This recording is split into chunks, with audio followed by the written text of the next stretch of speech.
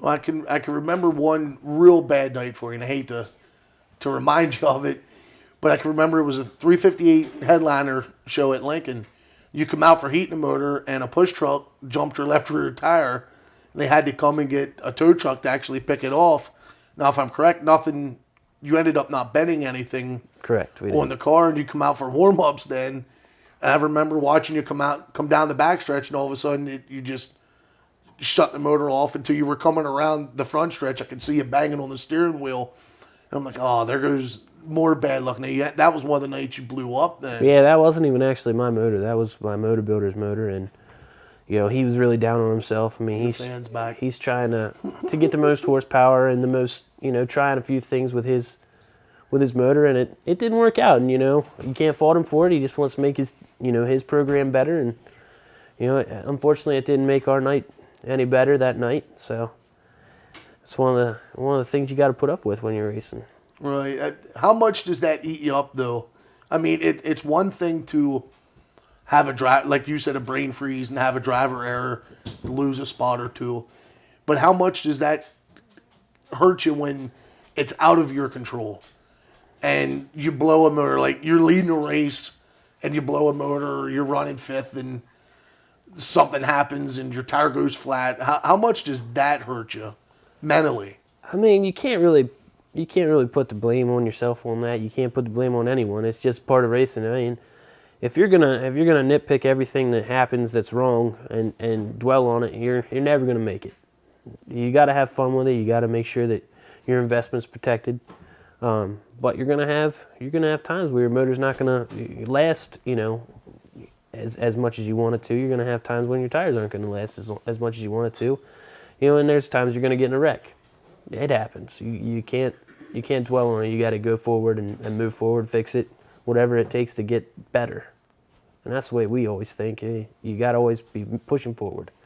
Looking back on the season, you were fifth in points at Trailways, tied for seventh in points at Lincoln Speedway, and like I said, you were 12th in points in the whole 358 point series. Looking back on the season, do you think it was a good season? I know you led the points at Trailways for a while. Mm-hmm. Looking back on it, do you think it was a good season? I think it was a great season. We learned more this year than I think we've ever learned as a team. I think it's because we did come out of the box and we ran so good at the beginning of the year. We had so much momentum. We were pushing forward each week trying to get, that first win. I mean, there was 3 weeks in a row we finished second at Trailway. 3 weeks in a row, and I think 2 of those 3 we could have won. Whether it's driver error, just missed the setup by a hair. I mean, Jeff Rohrball coming on your tail? Maybe.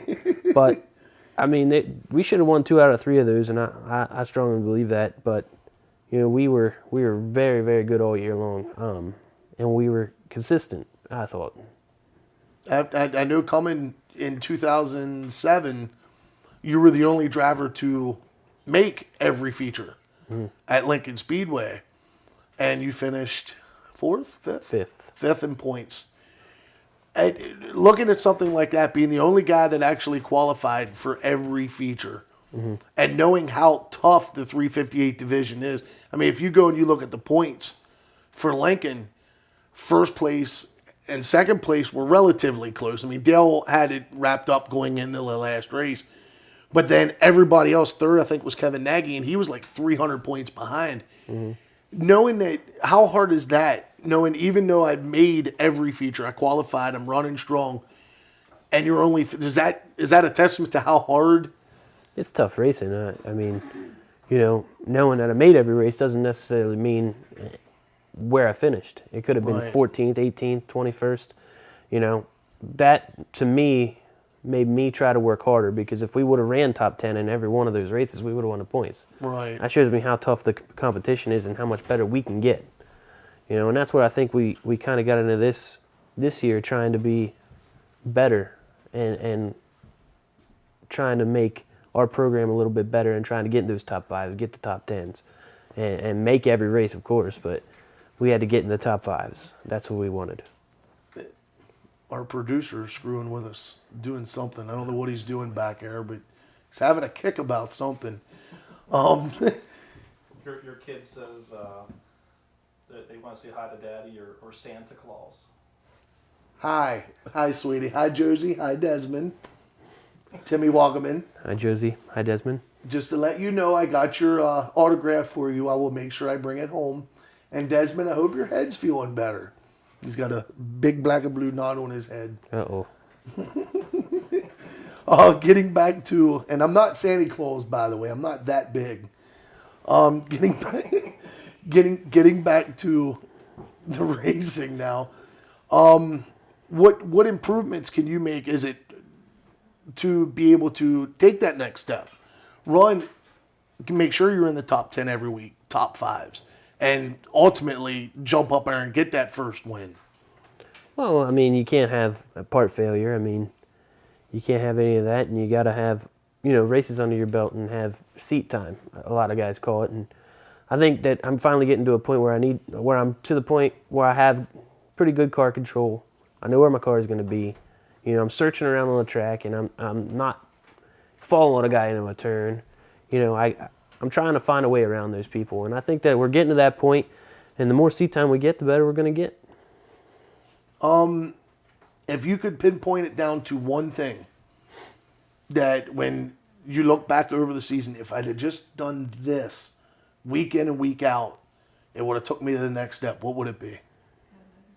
I don't really think that there's any one thing we could have did, because I mean, my team and I were sticklers for maintenance. I mean, my crew chief, he's on us 24/7 about maintenance. Justin Reese. Justin. He's a stickler for maintenance. I mean, there's kingpins out every week. There's checking the grease and everything, driveline every other race. I mean, it's a ton of things we do to prevent stuff like that happening. So I can't really say that we didn't win off the track, because I believe that every week we win off the track. We are pretty good up on our maintenance, keeping stuff cycled through, like your arms, tires, trying to keep the freshest stuff on the track that you can. Well, I mean, I can get better, a lot better, and I need to, and it's stuff I'm working on right now.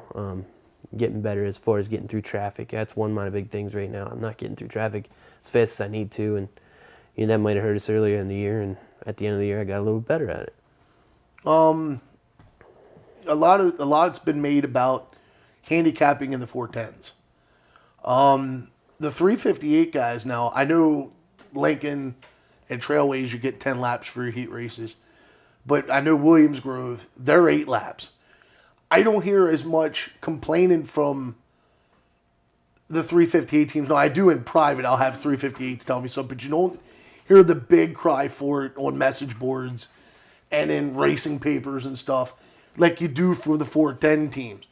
How hard is the handicapping for you guys in the 358s? It's definitely tough. I mean, past 2 years we've been pretty decent in points, so we've kind of seen the repercussions of that. You're starting 8th, 10th in a heat race. It's real tough to come through, even in 10 laps.